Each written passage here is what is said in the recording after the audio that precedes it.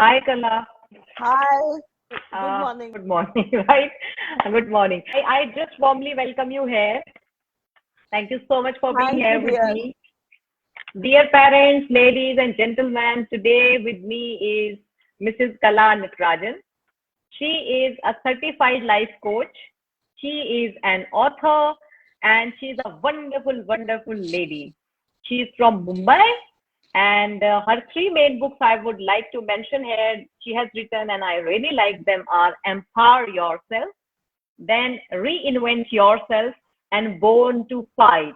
These all three books are full of energy and full of life. So you can just read these books just to empower yourself. And not only this, Mrs. Kala is always conducting motivational talks to the college students. Okay. For the first time, I have called her here for you all, for the parents. And as you all know, we all are going to discuss today here how parents' personality makes or breaks the child. So, Kala, before we move ahead, I just request you to tell us a little more about you. To give a short introduction about myself, I'm Kala Natarajan, and I work as an auditor in a bank. And plus, I'm a certified life coach from Arfin Khan team, and an author of 3 books. You shared, Dr. Lalita, my first book is Empower Yourself. Given 39 chapters in the book and given small tips as to how you can have a very positive and optimistic attitude towards life and lead a very happy life. Second thing, a book is Reinvent Yourself, where there are 5 chapters as to how you can change your mindset and be healthy, have more money in life, and really challenge failures and become a winner, and so on. Third book, which I published only yesterday, is Born to Fight, and that is my autobiography. And I have written there as to, I have mentioned as to how I was ragged during school and in my school Oh, days, that's and great. had a emotional breakdown. But now Hmm. I was so timid and weak and a victim. But now I'm empowering so many people and I have transformed my life, and I'm so Hmm. confident and I want to help as many people as possible. So Hmm. that I stay in Mumbai in Chembur, and Okay. I stay alone. But I never. To tell you very frankly, I was divorced long back, and Hmm. now staying alone. So, but I give a gentle push to myself. No, I don't wait for another person to give me a push. I give a push to Hmm. myself and keep trying all the time to keep moving forward in life and forward in life. At the same time, Yeah. helping others. Yes. Yes. Yes. I personally know you. You are very much enthusiastic and like you just want to do anything and everything in life. You are a great motivator. So thank you, Kala, for just giving a brief introduction of yours. Now let's begin Thank. with the topic of the day, and the topic is how parents' personality makes or breaks the child. So first thing I Yeah. want to discuss with you is like what is the first thing the parents need to take care of? Like we are somewhere in conditioning, like how we were being brought up, we are doing that, or how we were being treated, we are treating like that. So like understanding of the child, what is parents role So, into that, like what are they doing about it? Dr. Lalita, a very good question. Thank you for asking that. So, I would like to tell you that happiness begins at home, nowhere but at Yeah. home. Parents have a huge role to play, especially the mother. The mother should be the Hmm. son of the family and set an example every time. It's a huge Yeah. responsibility, and mother enjoys motherhood when she becomes pregnant and when she delivers. But after Right. that, her responsibility is immense of developing the child and making the child grow and become very strong in life. So first of all, I feel Hmm. parents, very many times it happens that parents they impose their will on children and they want Yeah. children to do what they want to do, what they feel Hmm. is right. But children can Hmm. understand everything. Children are also like you must treat children as though they are adults, because Hmm. they can really understand everything. And they take a lot, they have a lot of takeaways from their parents. They emulate their parents. So the first thing Hmm. is to treat the children as though he's a equal individual. So that way, Right. instead of thinking he's small child, what does he understand? But instead of Yeah. that, he's also a individual who is unique. He has his own likes and dislikes, and he's a Yeah. unique individual. Respect him also, him or her, who are the child Right. is. Right. Yeah. And I think the parents must understand the child first. Like the parents are treating a child in a different manner because they don't know the behavior of the child. If the child is very active, very energetic, jumping here and there, so they start calling the child indisciplined or misbehaving. So they do not understand their child, what kind of child. Every child cannot be similar. See, if all the colors are white or all the colors are black, how colorless will be the life, isn't it? So every child is unique, every child is different. We should not compare our kids. So first of all, the parents about personality, the parents need to understand the personality of themselves and their child. Do you agree to that? Exactly. Yeah, Exactly. And also, yeah, trust their children. Parents have a great role to play in trusting their children and understand children's tendencies right from the beginning. So yes. many times Mm-hmm. it happens that we want children to take the career right from the beginning, Hmm. a particular thing or a talent or a sports activity or extracurricular activities which we want. Many parents Yeah, want their children to be which they could not become, but yes, that yes. controlling doesn't help. In fact, freedom helps. Hmm. We must understand their children, what these children like, what does he Right. like, in which area he Hmm. would shine, in which area he is interested, or he or she is interested, that way. Right, And many right. times it happens that parents fight amongst themselves, and what happens because of this, the children suffer and they become very insecure. So many children who come from dysfunctional families, they themselves, after they become big, they are not able to have healthy relationships with anybody, because they have all the Yeah, time yeah. seen their children fighting and arguing Yes, over money or over trivial matters. So many right. times So, it should happen that parents must forgive the mistakes, small mistakes of children and the spouse also, of each right. They should other, and understand give each other, space first to. of all. The understanding must be there, Kala. Here are many people who are Yeah. associated with us. I will just say hello to everyone. Like the long list. Oh my God. Mr. Ashok Sehgal is there. Prashanti is there. Hi, Prashanti. Hi, Mr. Ashok. Kala, Prashanti. Then Mr. Anil Chopra is here. Mrs. Manju Sharma, Priya Elawar. Oh, they all are saying you welcome, Kala. So secondly, I just want you to, bring for us is child confidence and pampering. These are two very much, great words needs to be balanced. One is confidence. Second one is pampering of the child. So what do you say? How the parents can balance it? Like what the parents should do about it? Yeah, so many parents pamper their children. Of course, I think all parents pamper their children. I can give my own example as to how I was pampered when I was a kid. I'm the youngest of four daughters, and my mother used to really pamper me and call me by fond names.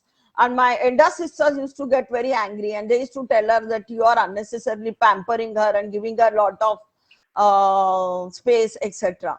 So but there must be a balance which should be created, because if by pampering, going out of your way and pampering the child, you are kind of spoiling the child. You must love the child unconditionally, no doubt about it, but at the same time create discipline and be firm with the child regarding many things. For example, his studies or Right. his extracurricular activities, and little bit also playing, because all work and no play makes Jack a dull boy. So we must allow the child to play with his friends in the building compound or something. So that's the way. There must And always, we must be firm with our children. Like always it is said especially, Kala, I that want to add on here, and especially I want to add on here is like pampering, you need to know again, you need to know your child. For one child, you need more pampering. For the other child, you don't need pampering at all. So we need to understand with which child how much pampering is required. Pampering is only for the child as long as the child is in your lap. As he go and faces the real world, then the pampering will not work. The real situations will work. So, first of all, according to the child's personality and behavior, we should understand, I think, so like, I hope you agree to me, like how much pampering should be done by the parent and where is pampering required and where it is not. If the pampering is for something, the needs of the child, it should not be done. If the pampering is for the growth of the child, it should be done. This is how I look at it. Yeah, I agree with you. But at the same time, over pampering always spoils the child, and adhering to his demands like chocolates and other things, whatever the child wants, that will spoil the child like anything.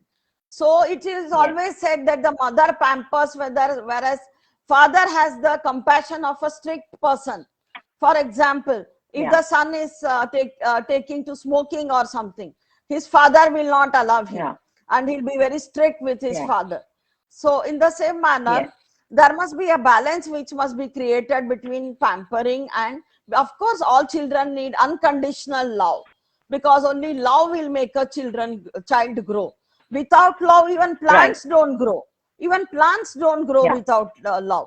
Like the way we need love, we need to give love unconditionally to the children.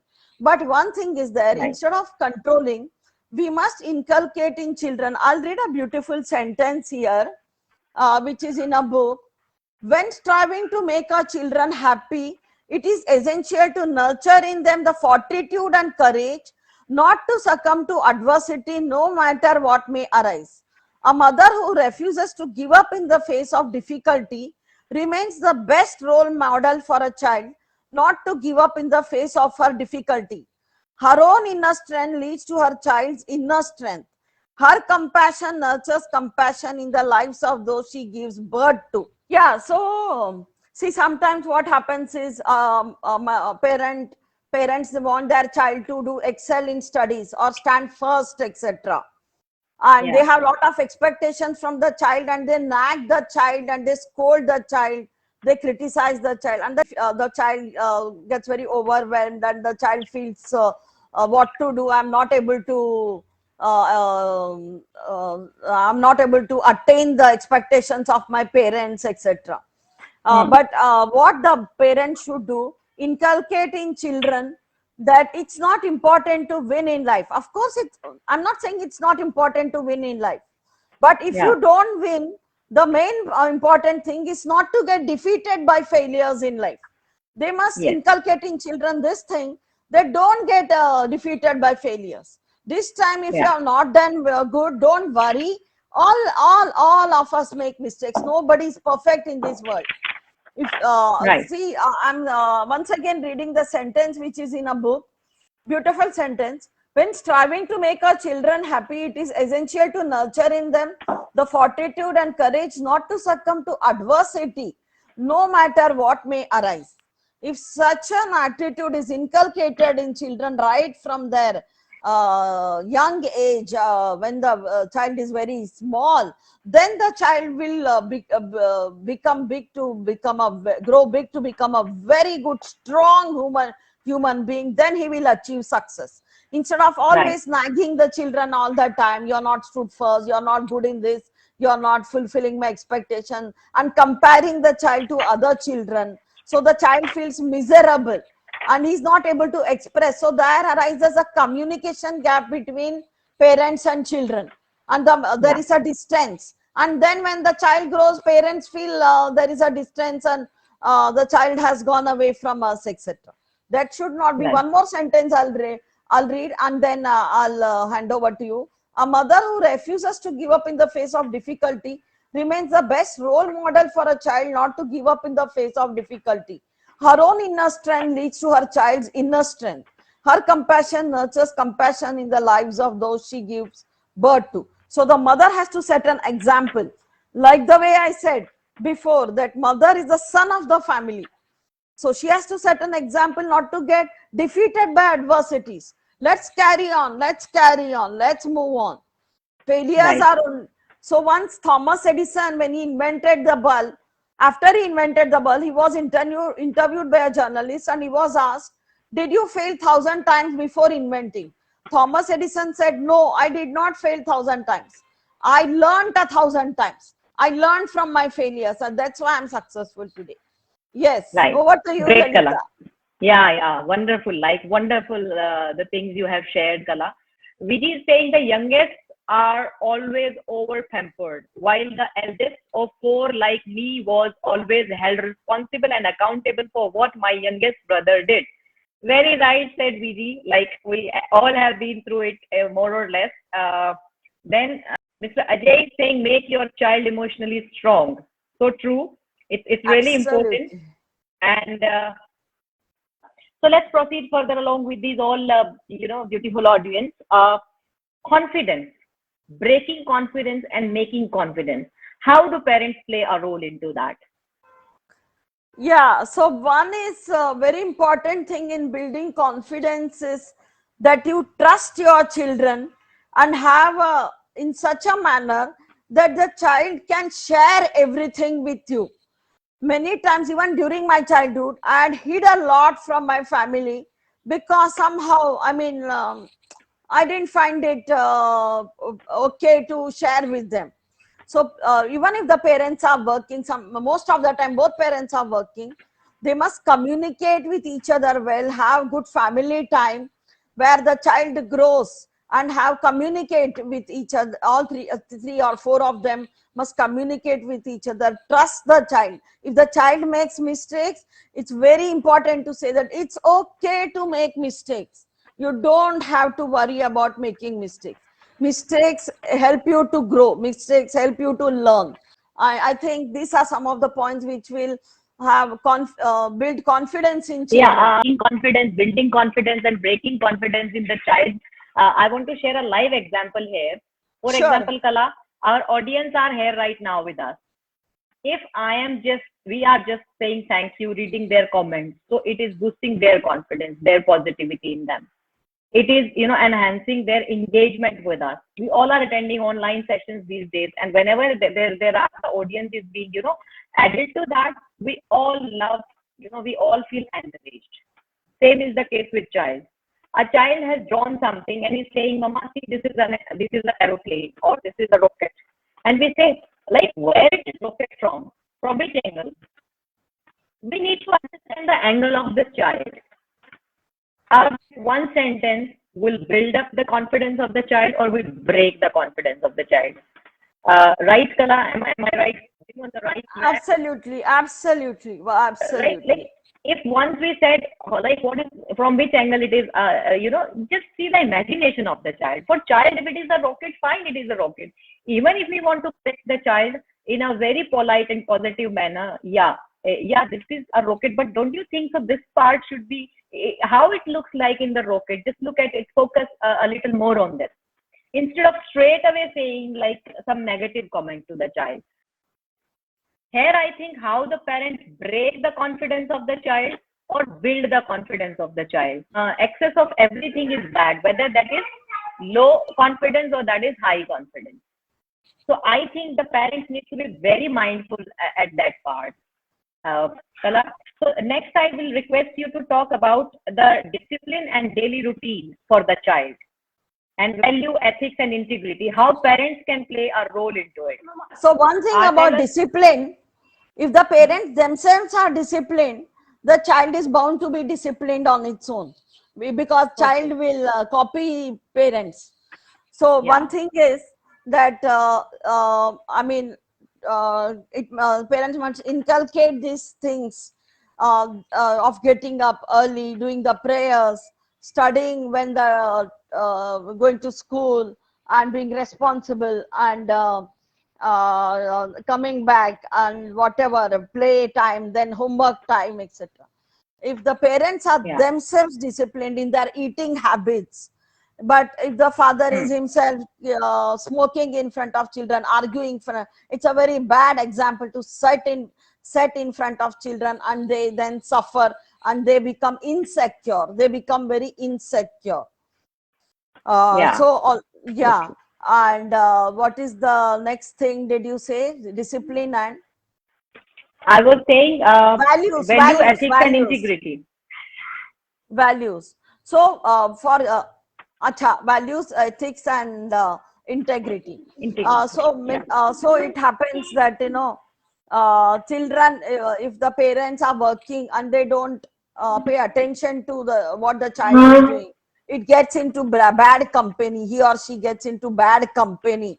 And I know of a person who had childhood sometime back when he was in 12th standard, started taking drugs. Yeah, started taking drugs. He started smoking, and now the parents are regretting. But the child mentally they live in the same house, but mentally there is a long gap between parents and children, because during that time they neglected their children. So it's very important that parents must pay attention to children's friends, etc. Not control too much, give them freedom, of course, but introduce children to good people, Yeah. instead of giving them the mobile, or they at a very young age they are into social media, they will keep watching TV, etc. If they introduce the habit of reading is a wonderful addiction to have right from childhood. Reading good books will develop and strengthen the child like anything. So these are some of the points where values can be built. Also, like I mentioned before, that if there is harmony between husband and wife, harmony amongst elders, then becomes a wonderful groundswell for the children to grow in such a family. Yeah. Kala, Mr. Kailash Chandra has written a very beautiful comment. I would like to bring it in. I really want to read this with the audience. Like he has written, Madam, sometimes what I have seen is if a child do some mistake or quarrel with other child, the mom of the child can be like she maybe any educated yet to please the mother of the other children. It happens. It happened in my family as well. Like they please the mother of the other child. They do not observe whether it was a mistake by their own child or it was just the other child's mistake. They do not bother about that, and they're beating up the child and giving physical thrashing of their own children. Like it happened a lot with us. So I think that kids start having inferior complex in him or her. This is true, but along with this, Kala, like I have seen the mothers in this way as well, that whether it is a mistake committed by their own child, but they will always blame the others and they start quarreling. So what do you want to say about it? Like how we should balance? Thank you for this question, Lalita, and thank you, Kailash. It's a very good question. So first of all, I don't think at all that any parent must beat their children physically, however small the child may be. The child can understand everything. They become very sad, and then they develop insecurities, and they start feeling that family is not the right place for me to grow, and they get into bad habits and so on. So beating of any kind, please, must be avoided. I am feeling so bad that some parents beat their children. Only way to make their children grow is by encouraging them, by appreciating their good qualities, by reading out nice things to them, and so on. And of course, the point which you said, Dr. Lalita, that they don't see the child's mistake and they keep blaming, that should also be avoided. I know this is a huge responsibility which I am talking about. But Dr. Lalita, let me tell you one thing. It's not the child which requires a change. It is not the child who should change. It is the parents who have to change, and all the time be a role model for their children. It's a big responsibility, and it becomes difficult sometimes, and you start blaming the other children, or like Kailash has said that you start beating your children, but these things should be strictly avoided, and we must be very compassionate and empathetic towards children. Yeah, and I really want to say this, Kala, like, see, they are kids after all, है ना? Values and integrity we are talking about. If we are talking about that, this is a very common joke I would like to tell you, that an uncle has come to home and is asking, "Beta, I need the bicycle," and the child has come in to ask, "Papa, uncle is asking for a bicycle." We are telling the child, "Beta, tell uncle our bicycle is punctured." Okay. Then the child is going and asking, "Papa, this is not punctured." We are saying, "Okay, you just go and fix." So what are we teaching them? Telling lies. For example, if I'm going in an auto somewhere, the rent of the auto was 250 rupees. I came back and I'm very happy. The taxi person has just taken rupees 100 or 50 to me by mistake. In heart, I would feel as a human being, oh, I'm so happy.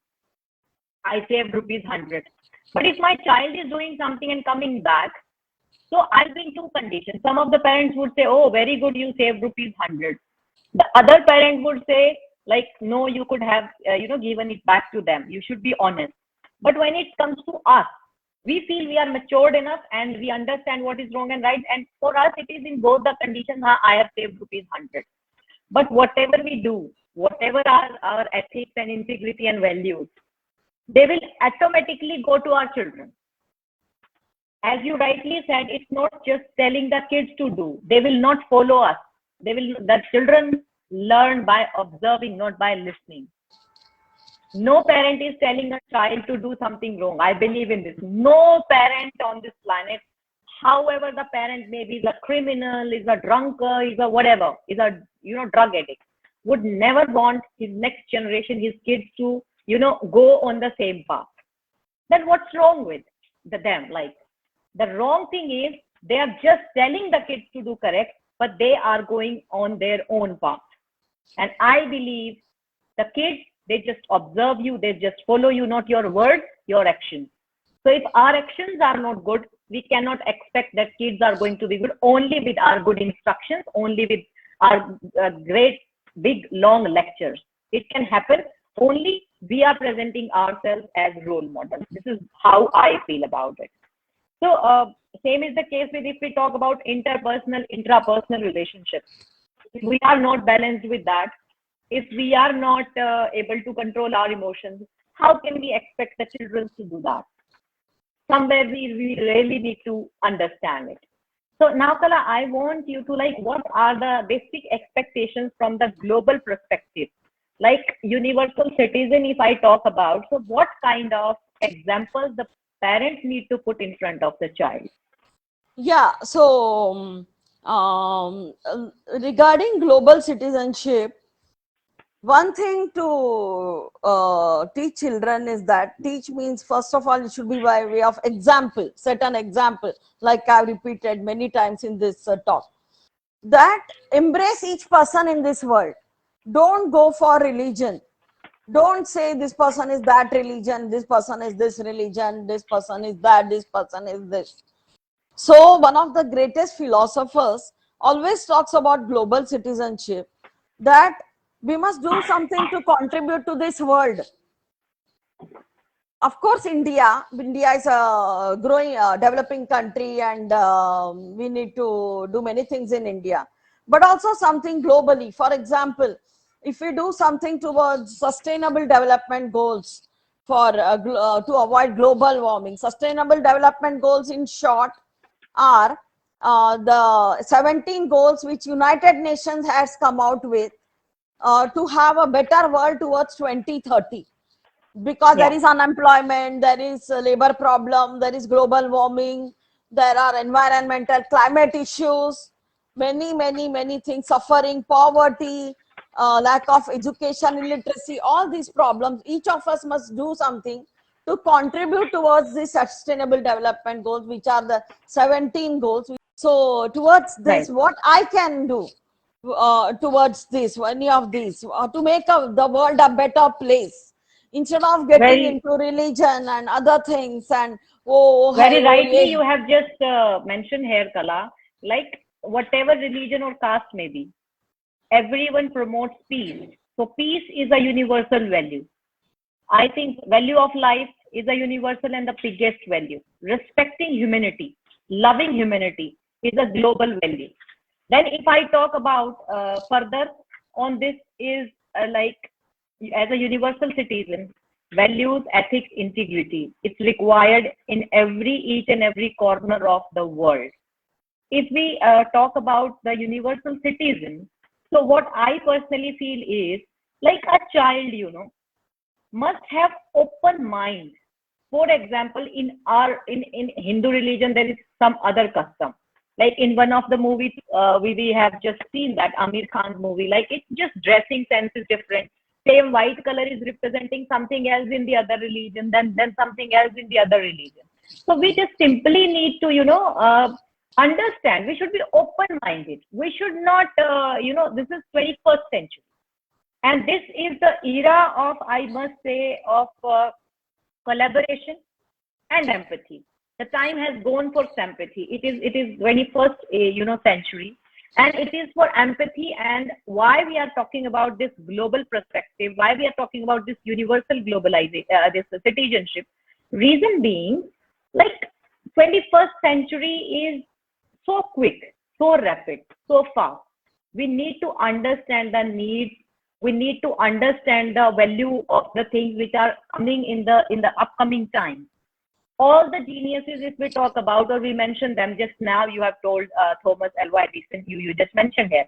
What for they worked? Why are they genius? Why are they famous? One thing is common in all of them. What I have observed, I might be wrong, is they all have worked for the humanity. They all have worked for the society. They have done something that made life easy for the human beings, despite of caste, religion, or anything else. So if we want to look at it, this the last our generation or before than that, it was more focused about me and me and me, my earning, my this and my that. But now it will not work anymore because, like, see, today we are having a conversation and communication. We are collaborating with each other. Every company has to collaborate with multiple things.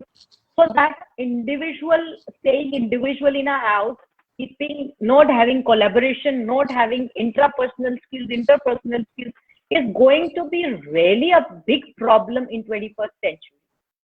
The families are nuclear, so we are not able to grow the kids with the intrapersonal skills and with the collaboration. And suddenly, when they pop into the profession, they will have to do it, and then they will struggle a lot in life. They will struggle a lot in life to get easy with the people, to get come up with the people with ideas in the teamwork. They will not be they are not going to get fit into it. So I think the parents really need to look at it, with the global perspective and with the perspective of a universal citizen. Now in this call as well, in every call we are having like people from Cape Town, people from US, UK. We are having so many people. So the world has been so small now. If our perspective is just for a state, just for a city, just for a country, will not work with 21st century. We'll have to have a perspective of global citizen in upbringing of our kids. I hope you agree to me now there. Absolutely. And it's very one thing that children must inculcate parents must inculcate in children and build the value of being a better human being each day. Yes. A better human being, more compassionate, more kinder, empathetic towards the suffering. And all these things will have immense value on children, and they will grow to be trailblazers. Yeah. So before we end up this session, Kala, I just want you to just put some light on, like, how are the parents clearly the role model for the child, parents and family, I'll say, all the people who are associated with the child, and the environment of family and mutual understanding. You in between you mentioned it, so I now request you to completely just tell us about it. Okay, so parents have to be a role model, in every way, because a child picks up from his mother especially and from his father. So it's very necessary that they set an example. I know it's a difficult job for the parents, but their huge responsibility is huge, because they have brought a person into this world, and it's now their responsibility to nurture this person and make him into a strong and great human being. So in every way, the mother and father have to set up an example, and especially not fight in front of their children. Many parents fight in front of their children, and it leaves a very bad impact on the mind of the children. They suffer a lot. They feel insecure. So this is the thing, and I'm sure this will go in a long way. Children will feel secure and happy with mother parents if they have the conversation at night after they come back from work, at least for some time with their children. So children will be able to share many things with their parents, especially with their mother, and will grow to be great human beings. Yeah, thank you, Kala. Why I am smiling is there is a very long and wonderful message in the chat box. I would like to read it to everyone because it is something associated with each one of us. Mr. Kala is saying, Madam, like if the parents are both are working, husband and wife, both are working, they are leaving the kids with the grandparents. Okay. And obviously, this is but obvious. I have been with my grandparents. That grandparents are more connected, more associated with the kids, and the kids become more stubborn in front of them.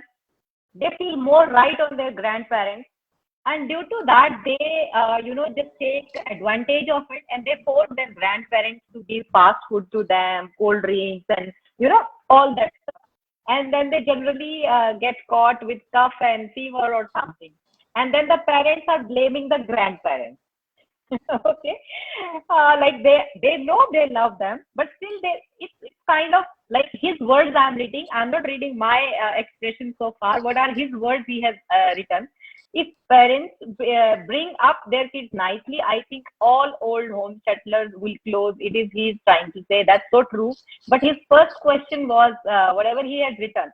First of all, Kala, I'm sorry, I'll take advantage. Like I'll address this and then I'll give it to you. Okay. See, I am being a mother. Same thing is happening in my house. There is no doubt about it. Nobody can refuse that grandparents excessively love their grandkids more than their own kids, because when they were young, they were busy, they were in offices. Now they are spending complete quality time with their grandchildren, and they are reliving that feeling of being parents. So they love their grandparents more than their own kids. It is not something can be proved. It is not something like can be denied about. That's true. That's universal truth. I mean, what I believe in. I might be wrong, but that's universal truth. No one else can take care of the children more than the grandparents. I do believe in this. I am just observing it practically in my house right now with my son. I have observed it, me being a grandchild in my family. Whenever I used to talk, I always talk about my grandfather, Kala, grandmother. When I here as well, I'm talking almost all the times. I'm saying to my mother-in-law and my son and everyone, like my dadaji used to say this, my dadiji used to say this, my dadaji used to do that. Because parents were obviously occupied in one profession or the other. So no doubt about love, unconditional love of the grandparents. Now let's come to the point of blaming or not blaming. See, it's not blaming. It's not at all blaming. I'm telling my heart and soul to you. It's not at all nowhere blaming. It's just, yeah, you overlove them, but still like they fall sick and then we are going out or something. Somewhere it is necessary, because I have posted few days back, like the kids, those who are brought up by their, grandparents, they are more confident, more mentally balanced, more emotionally stable. But still, being the parents just expect my child should not spoil. It is just a fear of spoiling. That's it. And it's the pressure of multiple things. Just because of that, they sometimes get cranky and they sometimes feel like, why is this happening? Kala, I'm just sharing my perspective on this. Absolutely, I'm taking Lalita. too You are long. absolutely right. And Grandparents somewhere play this is the, yeah, yeah. And somewhere this is the beauty of this relationship. Grandparents will do that. Parents will say, "Aapne, like you have spoiled the child." Parents are doing something, and grandparents are saying, "You have spoiled the child." I personally feel this is the beauty of family. This is the beauty of relationship. It is only with which opticals and specs you look at it. When such kind of conversations are happening in my family, I feel so happy from inside. I can't express those feelings. I feel like someone, when someone feels in love, no, like I am in love and flying and something. When these type of conversations taking place in my home, so I feel so happy from within. Like I'm so lucky. I'm having a family where there are people to say to each other. They're so much concerned about their child. So it's just a different perspective of looking at one thing, how I look at it. Now, Kala, over to you. You please just elaborate a little more on this. No, you covered everything. This point was beautifully covered by you since you are yourself and having that experience of you yourself had that experience that you were brought up by your grandparents, etc. You said it very beautifully, and grandparents also inculcate values because many of the Yeah. grandparents have, they are very good in doing prayer, Bhagavad Gita, etc. Yeah. Om Namah Shiva, whatever the prayers are. And that is Yeah. the children learn. Even my eldest sister is a grandmother. She has a small grandson. And she teaches him various songs, bhajan songs, and so on, which the mother is not able to do, or the mother is knowing any bhajans or anything. So, Like the last point, yeah, the last point I was asking about mutual understanding of the family. So I again want to emphasize here, it's being a parent, it's my perspective, how I look at my in-laws, like my son's grandparents. Like I will tell you one more experience of mine. It's very recent. Last month, I was too occupied with so many things, like this STF and all was going on, Kala. So one day I came back from the office and my mother-in-law said, like after 5-10 minutes, I was having lunch with her. I always sit and have lunch there. So she just said, "It's been a month. I'm observing you. You are not at all focusing on this boy, my son.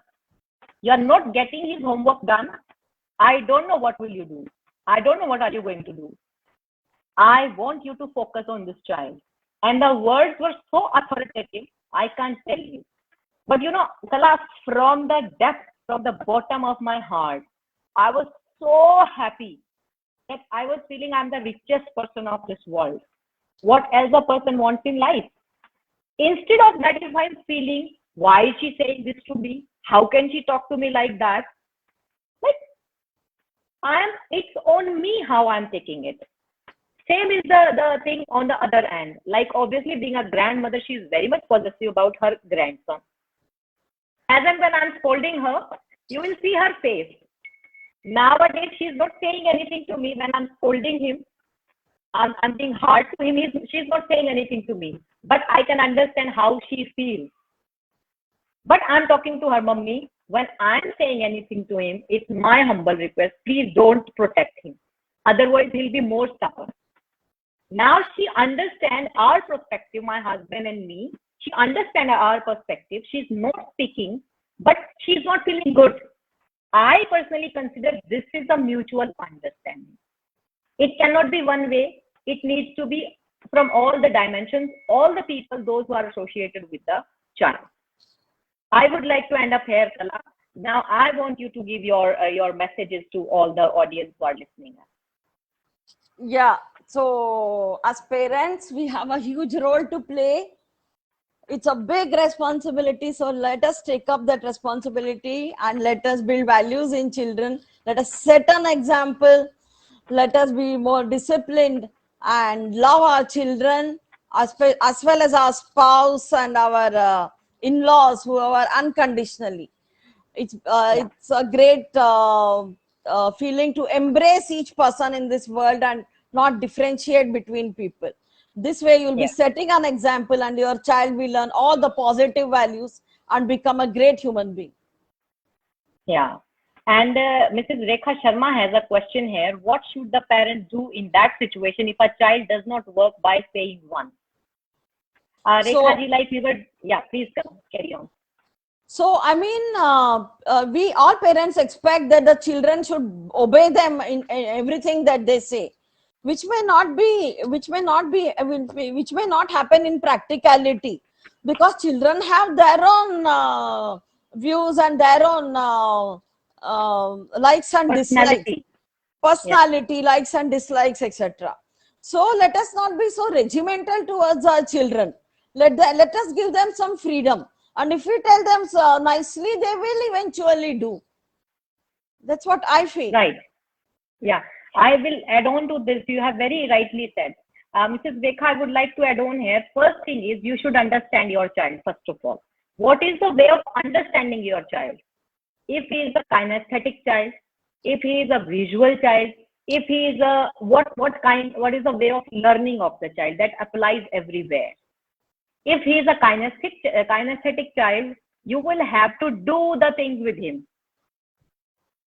We are again and again emphasizing on being the role model. Secondly, this is 21st century. They are not the robots and you cannot carry or hold their remote. Be acceptable to know from the child sometimes. Number 4, be engaged with the child. Be, whatever you want the child to do, you will have to get engaged with the child. You'll have to perform it with the child.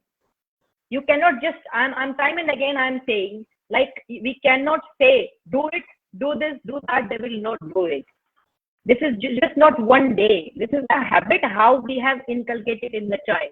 Even today, if you want to change the habit, you will have to get engaged with them. Okay, we want to clean up the room. If you will say, okay, you just clean up everything, they will not do it. In the beginning, you will have to call them, okay, come with me and let's clean up the room. Let's settle this thing. Let's settle that thing. Let's do this. Yes, it is more on parents, but you will have to do that. In this way, slowly. Secondly, you need to connect with the child. Are you watching TV of their, choice? Are you watching a show of their choice with them? Are you playing a game on internet with them, which they like? Limited that, but do it with them. Be friends with them. They will automatically listen to you. If you will not do that, it will not work at all at any cost. This is what I feel today. Like, if we are very much associated with them, if we are very much connected with them as a friend, not in the form of over pampering, not in the form of being dictators, they will definitely do it. Am I right, Kala? Yes, absolutely. I would like to read here just one sentence. It's everything revolves around love for your children. A great philosopher has said here, I think that the love and affection children receive will become a source of strength for the rest of their lives, which is absolutely true. Instead of telling, shouting at him, do this or do that, and then feeling that he's not obeying you, it's love which will make him do that. Yeah. Prashanti has shared, Kala, Prashanti has shared a wonderful example here, like Nita Ambani with her son to reduce his weight. She worked a lot along with him, undoubtedly. Here we are having one more question from Mr. Dr. Sudarshan Punia. Like, what to do when we as parents know that we are having parenting skills and still cannot apply them on our own children? They do not understand us while we apply them on children of friends and get successful results also. Sudarshan sir, I have a clear answer to it. I'm very soon going to start my mastermind on it. So you just come and join my mastermind. Secondly, it's a very long, a very long conversation, but I would love to address it. Like, there we are giving them instructions. We are applying something on our friend's child. That is our friend's child. That is not our child, first of all. Our child is different. Friend's child is different. They need a reason to do something. They need a motivation to do something. Not because your friend's child is doing, they should do it. No. Why they should do it? They should have their own reason. They should have their own, objective. What will drag them to achieve that? And again, I'll emphasize, first of all, you should understand your child.